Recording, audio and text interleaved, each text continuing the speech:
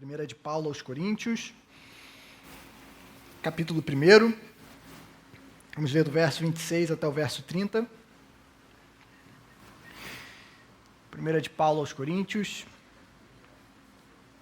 capítulo 1, do verso 26 ao verso 30. Vamos fechar o primeiro capítulo dessa carta. Diz assim a palavra do Senhor: Irmãos, considerem a vocação de vocês.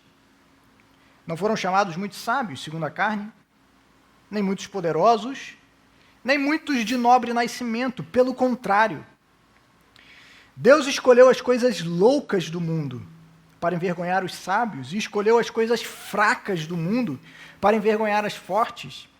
E Deus escolheu as coisas humildes do mundo, e as desprezadas, e aquelas que não são, para reduzir a nada as que são, a fim de que ninguém se glorie na presença de Deus. Mas vocês são dele, em Cristo Jesus, o qual se tornou para nós, da parte de Deus, sabedoria, justiça, santificação e redenção, para que, como está escrito, aquele que se gloria, glorie-se no Senhor. Vamos orar mais uma vez? Espírito Santo de Deus, pedimos a Tua direção nessa noite, que o Senhor nos abençoe e nos ajude a compreender a Tua palavra, que ela caia em solo fértil e que ela frutifique para a glória do Teu nome. No nome santo de Jesus que nós oramos. Amém. Meu irmão, você já pensou por que você é cristão?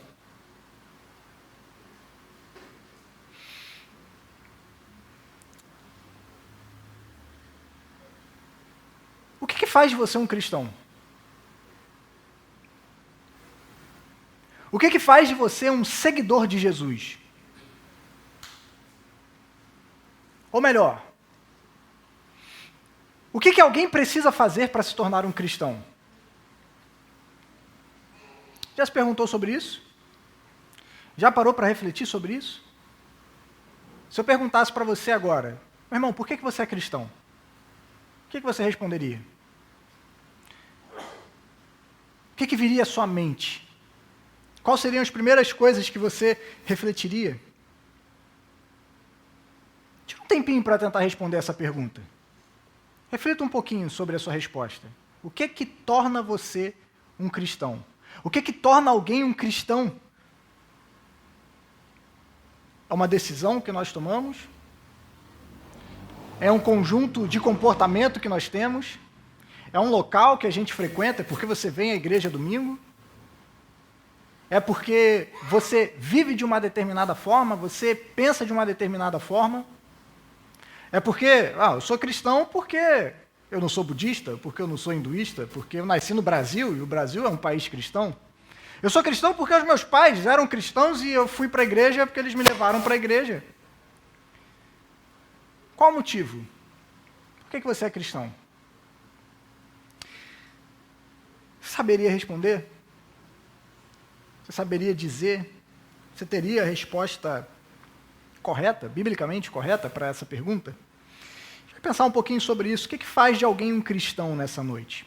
O que nos torna, cada um de nós, discípulos, servos, seguidores de Jesus?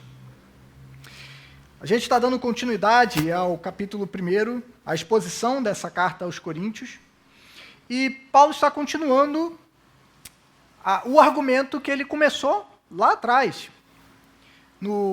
principalmente no verso 10 até o verso 17, que foi o Tiago que pregou sobre isso, e na mensagem da semana passada, do verso 18 até o verso 25, o Gustavo pregou sobre isso. Então, Paulo está dando continuidade a esse argumento. E continuando o que Paulo estava falando sobre a mensagem da cruz, que é loucura para esse mundo, sobre a loucura da pregação de um Cristo crucificado, que demonstra a sabedoria de Deus mediante os padrões daquilo que os homens consideram como sabedoria, Paulo passa a mostrar e a argumentar com esses cristãos da igreja de Corinto que se eles desejassem ver os resultados gerados pela loucura da pregação da cruz, o que eles deveriam fazer era olhar para si mesmos. Se eles quisessem ver os resultados dessa pregação tão louca para esse mundo, de um Messias que foi crucificado numa cruz para que através do seu sangue nós pudéssemos ser salvos, bastava que eles olhassem para a realidade deles mesmos sendo cristãos. O que os tornou cristãos foi justamente essa mensagem completamente louca para esse mundo, de um Cristo que morreu pelos nossos pecados. Os próprios coríntios eram resultado dessa pregação. Como Paulo diz, considerem a vocação de vocês. Ele faz esse chamado para eles. Considerem como vocês foram chamados, como vocês foram escolhidos. Quais os critérios que Deus usou para chamar vocês? É o que Paulo vai desafiar eles a pensarem. Pensem na vocação de vocês. Pensem o que fez com que Deus chamasse vocês. Pensem no que fez, quais critérios Deus usou para escolher vocês como seu povo, para fazerem parte do seu povo.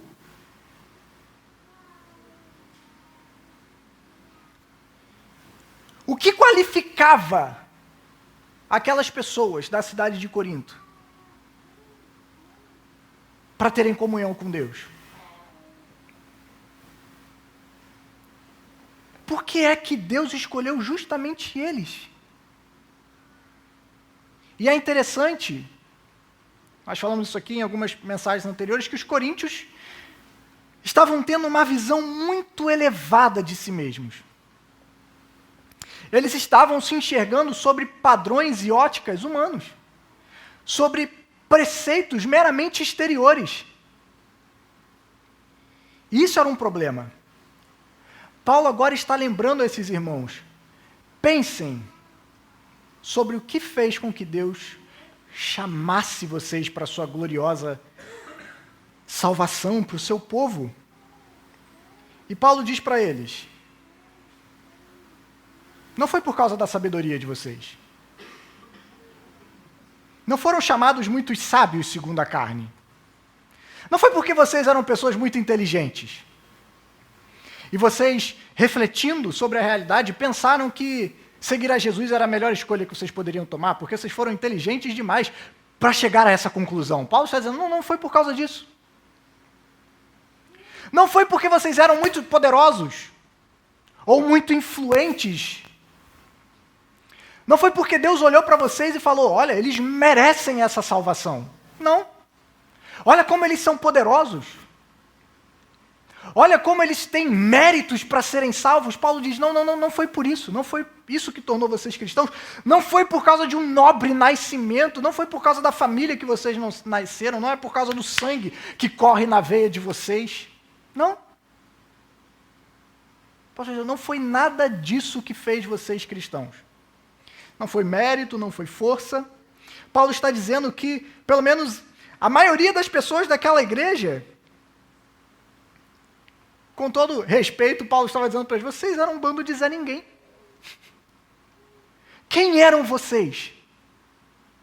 O que fez com que Deus chamasse vocês? Será que foram esses padrões pelos quais vocês estão se avaliando agora e vocês acham que vocês são tão grande coisa assim? E Paulo está dizendo, não. Não foi isso. Eles estavam olhando para si mesmos a partir de óticas meramente humanas. E Paulo está lembrando para cada um daqueles cristãos na igreja de Corinto, não é nada disso que faz de vocês um cristão. Não é a sua sabedoria, não é a sua inteligência, não é o seu mérito, não é o seu esforço, não é a sua influência, não é a sua beleza, não é a sua utilidade, não é a sua família. Não foi assim com vocês. Mas Paulo diz, Deus escolheu as coisas loucas desse mundo. Porque essa é a sabedoria de Deus. E por que Deus escolheu as coisas loucas desse mundo? para envergonhar a sabedoria desse mundo, autossuficiente. Deus escolheu as coisas fracas desse mundo, com o objetivo de envergonhar aqueles que acham que são fortes na sua própria força. Deus escolheu as coisas as coisas humildes, as desprezadas, aquelas que não são, para reduzir a nada aquelas que acham que são alguma coisa, aquelas que pensam demais sobre si e que acham que têm um valor muito elevado. Então, eu repito a pergunta que eu fiz para vocês no início. Por que você acha que Deus escolheu você, meu irmão? Por que você acha que Deus chamou você para ser parte do seu povo? Porque Deus teria interesse em salvar você. Logo você. A mim. O que nós poderíamos dar a Deus? Quais vantagens Deus veria em nós para ter nos chamado à comunhão com seu Filho? E Paulo lembra a esses cristãos que a sabedoria de Deus é loucura para esse mundo. Deus não age de acordo com a lógica desse mundo. O reino de Deus atua sobre uma outra ótica, sobre uma outra realidade. Esse é o jeito de Deus agir. Em toda a Bíblia nós vemos que Deus escolhe as coisas improváveis para fazer o seu plano. Quando a gente olha para Abraão, por exemplo, se eu e você fôssemos escolher uma pessoa para gerar um povo, provavelmente nós não escolheríamos um homem velho com a esposa infértil e que não tinha filho nenhum. Humanamente falando, se alguém te desse uma missão e falasse assim, olha, você vai escolher uma pessoa para que essa pessoa gere uma nação forte e poderosa, quem nós escolheríamos? Provavelmente você iria olhar para uma pessoa jovem, um casal jovem, fértil, com muitos filhos. Quem Deus escolhe? Abraão. Um homem que era velho, mas para Deus não era nem tão velho assim. Deus chama ele e fala assim, vou esperar mais uns 20 anos, deixa eu ter uns 100 aninhos, que aí eu chamo você, para que você seja o pai de uma multidão. É assim que Deus faz. Pense em Moisés. Quem Deus escolheu para ser o grande libertador do seu povo? Não foi alguém influente, não foi alguém corajoso, não foi alguém cheio de fé. Quando a gente olha Deus chamando Moisés, a gente vê Moisés reticente, Moisés covarde, Moisés dando um monte de desculpa para Deus, para ele não ir. Deus escolhe outra pessoa, tem gente melhor do que eu. Deus falou, vai que vai dar tudo certo. Não por causa de você, Moisés, mas porque eu vou estar com você. Porque a glória não vai ser sua, assim como a glória não vai ser de Abraão. Porque Deus escolhe as coisas loucas desse mundo. Deus escolheu o povo de Israel. Haviam tantos povos na terra naquela época. Por que Deus não escolheu o Egito, uma nação forte e poderosa? Não escolheu a Babilônia? Não escolheu o Império Romano? Ele escolheu Israel. Um bando de escravos para ser o seu povo. Que Deus olha e diz assim, vocês são a minha propriedade, o meu tesouro.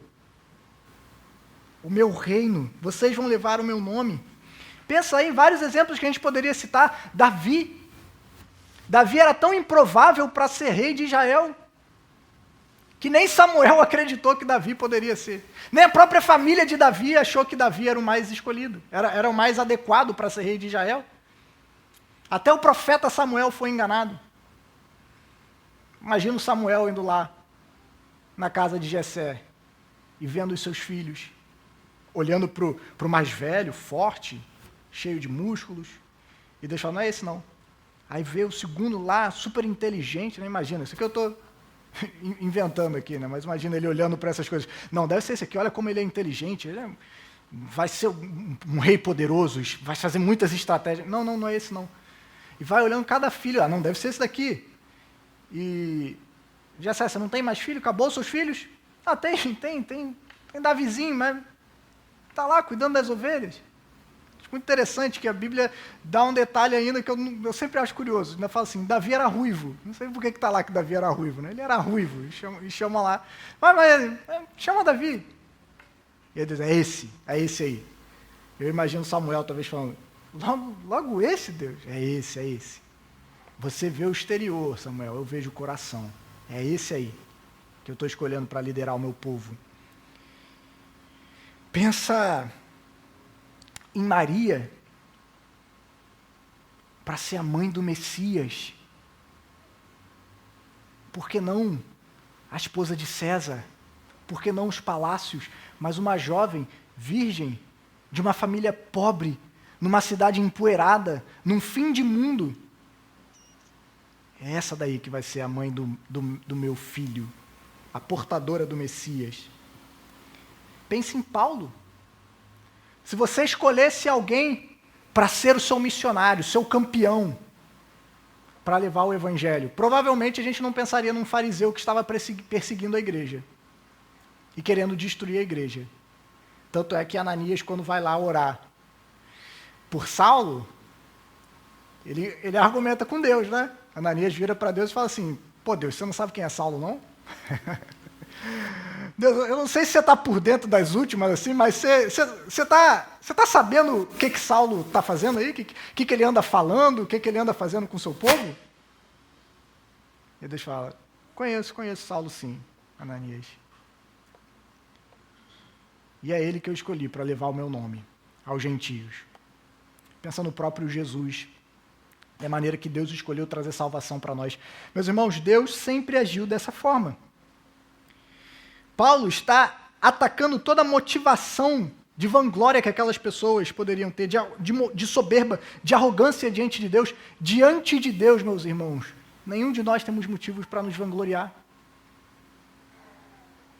Não temos nenhum motivo para nos orgulhar diante de Deus.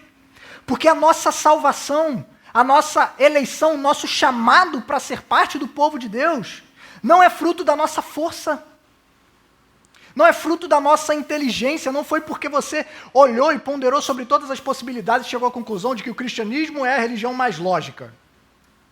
Não foi. Não foi por causa da sua perspicácia, da sua beleza, da sua utilidade ou qualquer outra coisa. Deus te escolheu por pura e simples graça. Nós não tínhamos nada para oferecer a Deus. E Paulo está lembrando esses irmãos, vocês não foram chamados porque foram poderosos, incríveis, legais, porque vocês eram muito úteis para mim. Não, Paulo está dizendo para eles, Deus escolheu vocês por pura graça. E aqueles que pensam sobre si como pessoas poderosas, como pessoas grandes, como pessoas influentes, aqueles que são orgulhosos, como nós lemos no texto da oração, Deus os rejeita.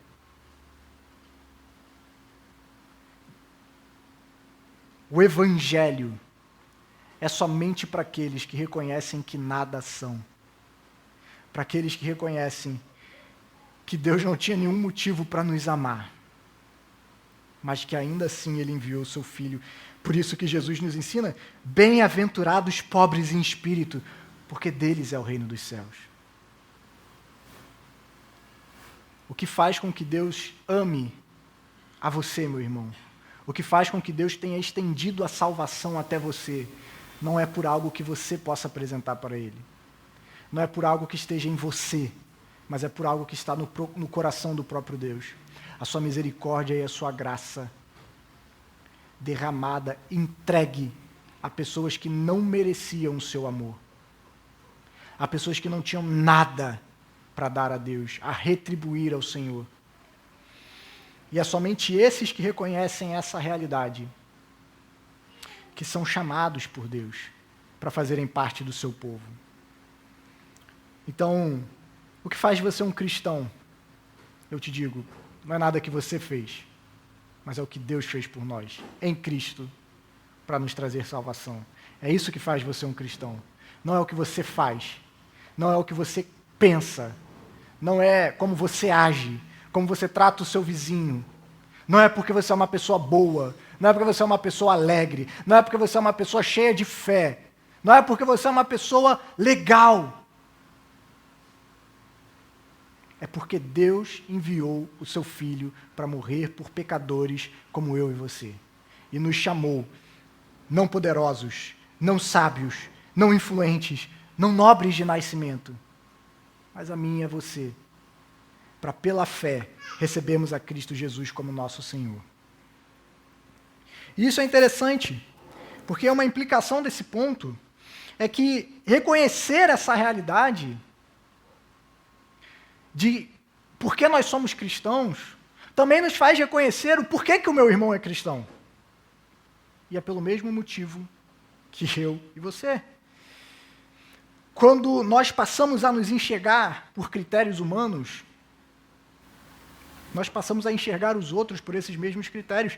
E isso, olha só, leva à divisão. Lembra o que Tiago pregou aqui? Há 2 semanas atrás?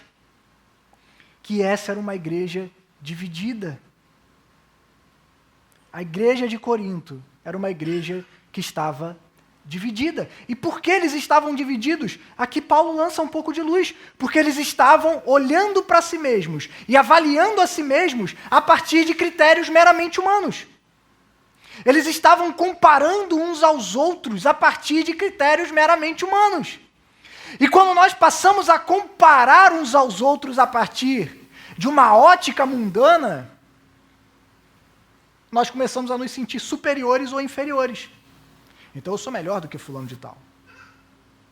Eu sou melhor do que aquela pessoa, porque eu, sei lá, já li a Bíblia 3 vezes, porque eu já li as Institutas de João Calvino, porque eu já fui fazer missão no fim do mundo que ninguém nunca ouviu falar, eu já fui lá, e o irmão fulano de tal nunca saiu nem da cidade. Ah, então eu sou melhor porque eu sigo aquela pessoa, eu sou melhor porque eu sigo aquela outra, e eu por aquilo, não. Quando nós nos olhamos por critérios mundanos, nós iremos nos dividir. Nós iremos começar a nos comparar com os outros e dizer, eu sou melhor do que você, ou ele é muito melhor do que eu. Ou nós nos sentiremos superiores, ou nós nos sentiremos inferiores às outras pessoas. E os dois trazem problemas muito grandes no meio da igreja. Tanto aqueles que se acham superiores, tanto aqueles que se acham inferiores. Mas por que nós nos sentimos assim? Porque nós começamos a nos olhar a partir dos óculos da carne e não através da ótica da graça de Cristo. A mesma coisa que faz você um cristão é o que faz a pessoa que está do seu lado um cristão. Não somos melhores, mais merecedores, mais incríveis, mais legais. Todos nós, todo aquele que faz parte do povo de Deus, não faz por merecer, mas o faz pela graça. E é assim que nós devemos aprender a olhar uns aos outros. Tiago, ao escrever sua epístola, capítulo 2, a partir do verso 1, ele diz o seguinte, meus irmãos, vocês não podem ter fé, olha o que Tiago está dizendo, vocês não podem, há uma condição aqui, vocês não podem ter fé em nosso Senhor Jesus, o Senhor da glória, e ao mesmo tempo tratar as pessoas com parcialidade. Perceba o que Tiago está dizendo, há uma condição, é a Bíblia que está dizendo, você não pode ter Jesus como Senhor e tratar as pessoas com parcialidade. São excludentes, são duas realidades excludentes. Ou você tem Jesus como Senhor, ou você trata as pessoas com parcialidade. As duas coisas não são possíveis. É o que Tiago está nos ensinando aqui. E ele continua dizendo, porque se entrar na sinagoga de vocês um homem com anéis de ouro nos dedos, vestindo roupas luxuosas, e entrar também um pobre, muito mal vestido, vocês derem um tratamento especial ao que está vestido com roupa luxuosa, dizendo, venha, você, sente-se aqui no lugar de honra, e disserem ao pobre, você fica em pé, ou sente-se ali, abaixo do estrado dos meus pés. Será que vocês não estão fazendo distinção entre vocês mesmos? E julgando as pessoas com critérios errados? Não estão julgando as pessoas com critérios meramente humanos?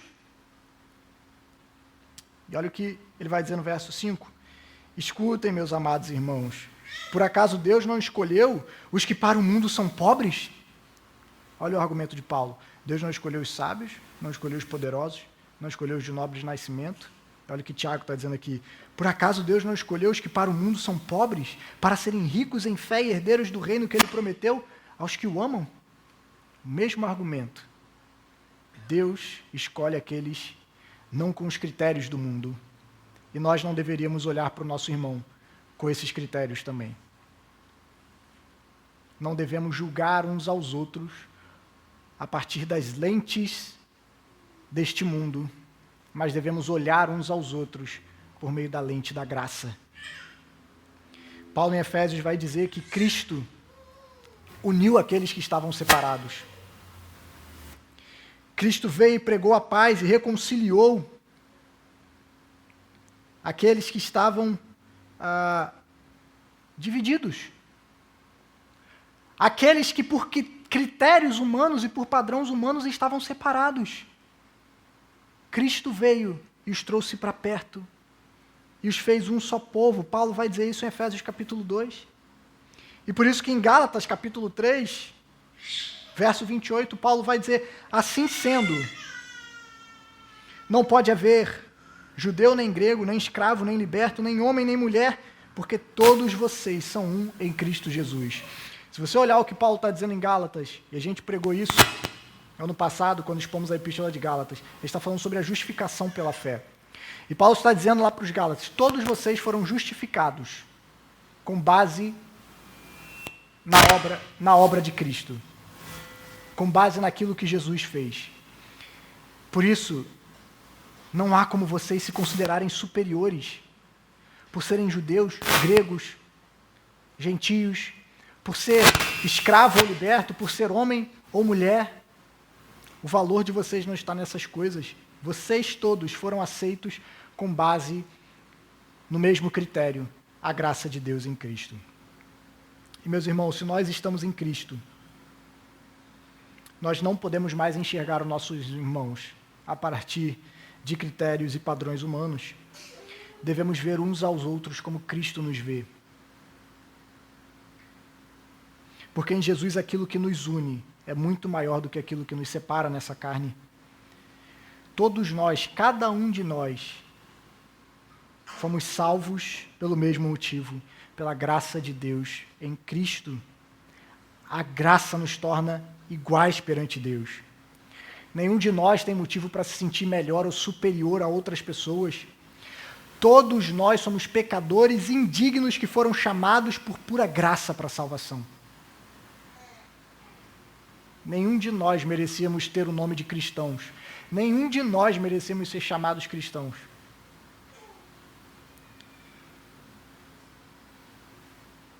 A mesma graça que nos justifica é a mesma graça que nos chama à comunhão com os nossos irmãos. Se nós estamos em Cristo, Deus já não nos olha mais com base naquilo que nós éramos no passado, mas com base naquilo que Cristo nos tornou pela fé. Se Deus nos olha como nós somos em Cristo, nós também devemos olhar para os nossos irmãos como eles são em Cristo. Não pelo que ele é, mas pelo que ele é em Cristo. O que Cristo fez por ele, o que Cristo o tornou. Não por simples padrões humanos, porque quando nós começamos a nos julgar por padrões humanos, a divisão é a consequência. Nos tornaremos pessoas divididas, nos tornaremos um povo dividido. Mas quando nós compreendemos que cada um de nós estamos aqui somente pela graça, não pela quantidade de dinheiro que você tem na sua conta, não pela família que você nasceu, não pelo cargo que você tem na sociedade, não pela influência que você tem nas mídias sociais, não pela beleza que você traz de berço, mas todos nós somos aceitos pela graça. Isso muda tudo. Isso precisa mudar a maneira como nós nos relacionamos uns com os outros.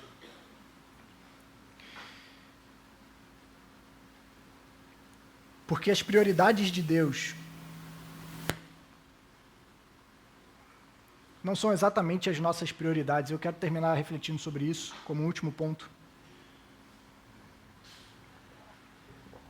E pensando nesse argumento de Paulo, de que Deus escolhe as coisas improváveis para ser o seu povo, eu lanço mais uma pergunta para nós. Que tipo de igreja nós queremos ser? Que tipo de frequentadores nós queremos ter na nossa igreja? Que tipo de pessoas nós queremos receber na nossa igreja? Que tipo de pessoas nós queremos ver aceitando o Evangelho e se rendendo a Cristo? Será que nós temos olhado para os desprezados? Para as pessoas improváveis? Para as pessoas que não têm nada para nos acrescentar? Porque, segundo o que Paulo está dizendo aqui, parece que essas pessoas são a prioridade de Deus. Parece que são essas pessoas que Deus está interessado a chamar para si. Os pobres em espírito, os humilhados, os que nada são, os que nada têm, os que não podem nos dar nada. Aqueles que são pequenos. Será que nós estamos olhando para essas pessoas? Será que esse é o tipo de gente que a gente quer na nossa igreja?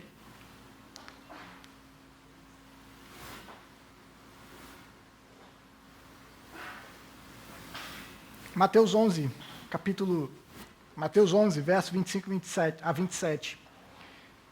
É uma passagem muito interessante na qual Jesus diz assim: graças eu te dou, ó Pai, Senhor do céu e da terra, porque escondeste estas coisas dos sábios e instruídos e as revelaste aos pequeninos. Sim, ó Pai, porque assim foi do teu agrado. Tudo me foi entregue por meu Pai. Ninguém conhece o Filho a não ser o Pai, ninguém conhece o Pai a não ser o Filho, e aquele a quem o Filho quiser se revelar. Graças eu te dou, ó Pai, porque escondeste essas coisas dos sábios e dos instruídos, e foi do seu agrado revelar elas aos pequeninos, aos desprezados, aos humilhados.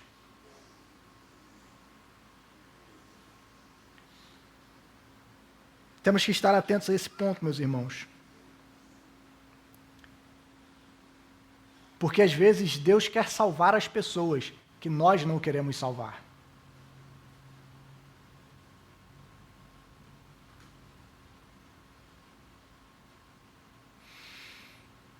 Porque às vezes Deus quer como parte do seu povo aqueles que nós queremos distância.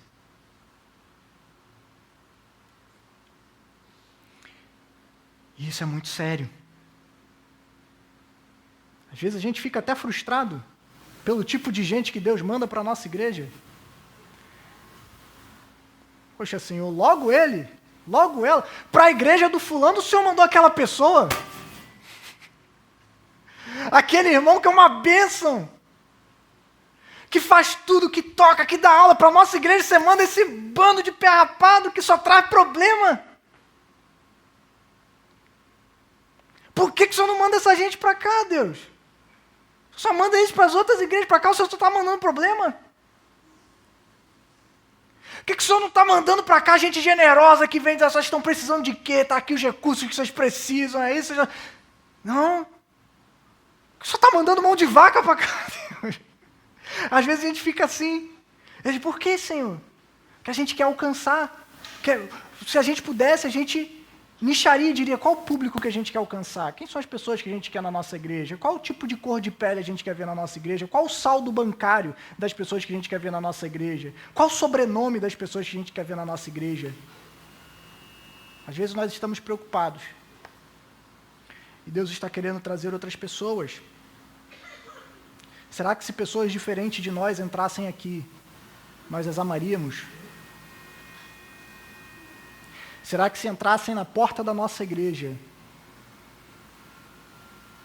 pessoas pobres, humilhadas, humildes, se entrasse, sei lá, um pós-moderno, completamente maluco, pirado da cabeça, que se veste com roupas extravagantes, que tem um cabelo esquisito, será que nós seríamos capazes de querer a salvação dessas pessoas? De ver Cristo alcançando elas? Será que eles se sentiriam confortáveis no nosso meio? Ou será que a mensagem que nós passaríamos é: você não é bem-vindo aqui, esse não é o seu lugar, o que você está fazendo aqui? Essa é uma pergunta séria que a gente tem que fazer, meus irmãos. Será que se aparecessem pessoas diferentes de nós, será que nós seríamos capazes de amá-los? De desejar que o Evangelho alcance o coração deles também? De que eles sejam nossos irmãos que caminhem ao nosso lado? Será que nós seríamos capazes de amar os desprezados? Os humildes? As pessoas que politicamente estão do outro lado daquilo que você acredita? Será que você seria capaz de pregar o Evangelho para as pessoas que estão em classes sociais diferentes das suas e amar essas pessoas e conviver com essas pessoas?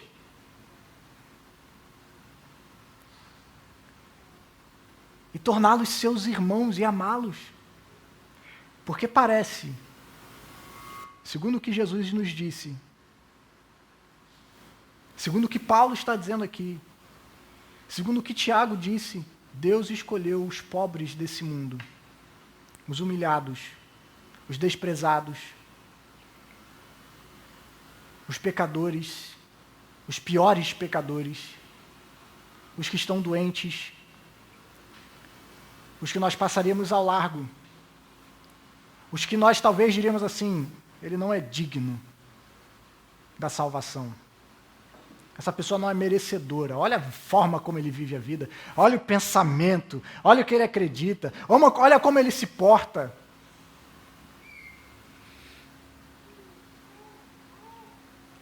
A parábola que Jesus conta no capítulo 14 de Lucas, sobre o banquete e o convite que deveria ser feito. Ao final, Jesus diz ao que o havia convidado para o banquete na sua casa: quando você der um jantar ou uma ceia, não convide os seus amigos, nem os seus irmãos, nem os seus parentes, nem os seus vizinhos ricos, para não acontecer que eles retribuam o convite e você seja recompensado. Pelo contrário, ao dar o banquete, convite os pobres, os aleijados, os coxos e os cegos, e você será bem-aventurado pelo fato deles não terem com que recompensá-lo. A sua recompensa você receberá na ressurreição dos justos. Será que nós temos a disposição de amarmos aqueles que não têm como nos recompensar? Ou a semelhança desse mundo, nós nos relacionamos pelas pessoas por interesse? O que ele pode me dar? O que eu vou ganhar ao ser amigo dele ou dela? Às vezes nem só coisa material, mas às vezes é: poxa, eu gosto tanto, fulano de tal é tão divertido.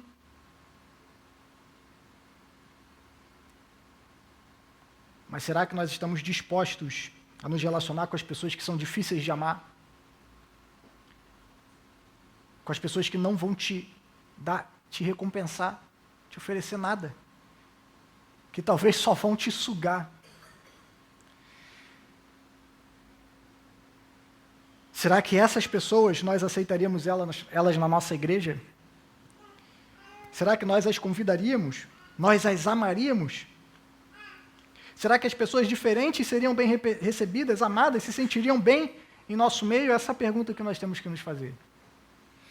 Porque, segundo o que Paulo está dizendo, Deus escolheu as coisas loucas desse mundo. Deus escolheu as coisas fracas. Deus escolheu as humildes, as desprezadas, porque Deus não nos enxerga de acordo com os padrões desse mundo. Deus não nos enxerga de acordo com os critérios desse mundo. Deus nos olha pelo seu coração gracioso por meio de Cristo. Nós fomos aceitos por conta disso. Não porque você tinha algo para oferecer a Deus. Por isso, Paulo conclui o capítulo 1. Nenhum de nós tem do que se vangloriar diante de Deus. Nenhum de nós. Mas ele termina com ar de esperança. Gloriem-se em outra coisa. Pelo fato de saber que o valor de vocês não está em vocês. Mas no verso 30, Paulo diz: mas vocês são dele em Cristo. Aí está o valor de vocês. Vocês são dele, vocês pertencem a Deus em Cristo Jesus. A identidade de vocês está aí, no fato de que agora vocês pertencem a Deus.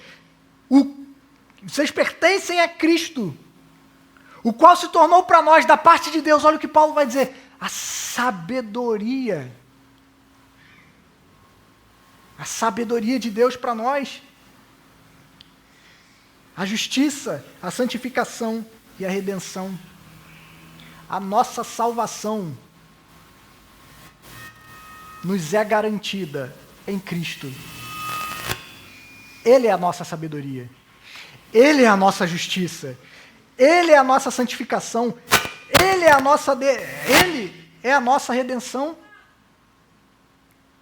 Nós pertencemos a Ele. Nosso valor, nossa aceitação diante de Deus está em Cristo. Essa é a sabedoria de Deus. Como nós podemos ser aceitos por um Deus que é santo e justo, por meio de um Messias que foi crucificado. E isso é loucura para esse mundo. A loucura da cruz, ela se mostra real a partir da loucura de ver pessoas que não mereciam serem salvas pela graça de Cristo Jesus, por meio da fé no Messias que foi crucificado para a nossa salvação. O que faz de você um cristão? Cristo. Cristo é o que faz de você um cristão. O sacrifício de Cristo é o que faz de você um cristão. A morte de Cristo é o que faz de você um cristão. O sangue derramado na cruz. O corpo moído no madeiro. A ressurreição ao terceiro dia. É isso que nos faz cristãos. Não a nossa sabedoria. Não a nossa influência e poder. Não a nossa riqueza. Não os nossos méritos. Não a nossa família. Nada disso. Tudo isso é lixo diante de Deus. O que nos faz cristãos, o que nos faz parte do povo de Deus, é Cristo. Cristo é a glória do seu povo. Se alguém se gloriar, que se glorie no Senhor Jesus. Ele é a nossa glória. Ele é o nosso orgulho. É nele que nós nos gloriamos, porque é nele que está a nossa salvação. Porque é nele que está o nosso valor. É nele que está a nossa vida. É por ele que nós vivemos. Por causa dele. É nele. Cristo é a glória do seu povo. Não a nós, Senhor. Não a nós. Mas ao teu nome seja a glória. Que isso impacte a sua vida, meu irmão. Que quando alguém te perguntar, por que você é um cristão? Você possa responder, por causa de Cristo. Por causa de Cristo. E por nada além do sangue de Jesus. Porque eu não tinha nada para oferecer. E eu amo a igreja e os meus irmãos, porque lá estão aqueles que também não tinham nada para oferecer, mas também foram alcançados e chamados por essa mesma graça. Quero te convidar a ficar de pé. Vamos orar. Logo em seguida, nós vamos participar da ceia. Quero chamar já o Ministério de Louvor aqui em cima.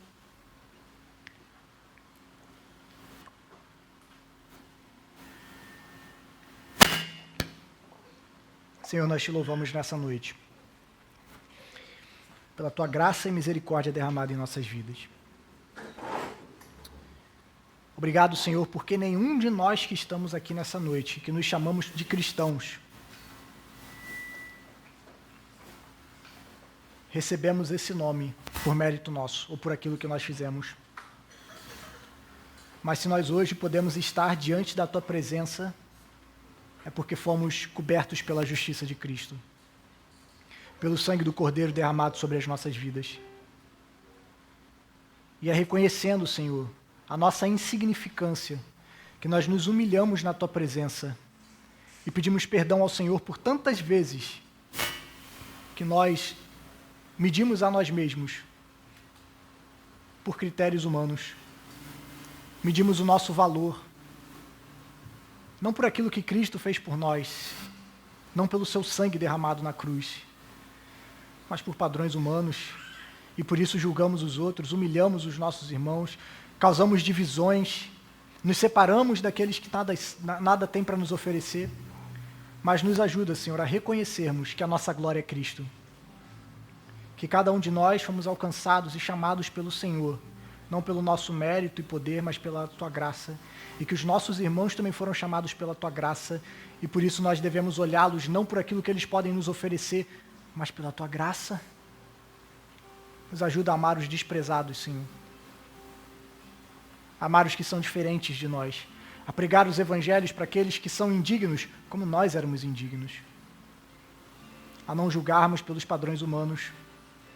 A não nos acharmos superiores.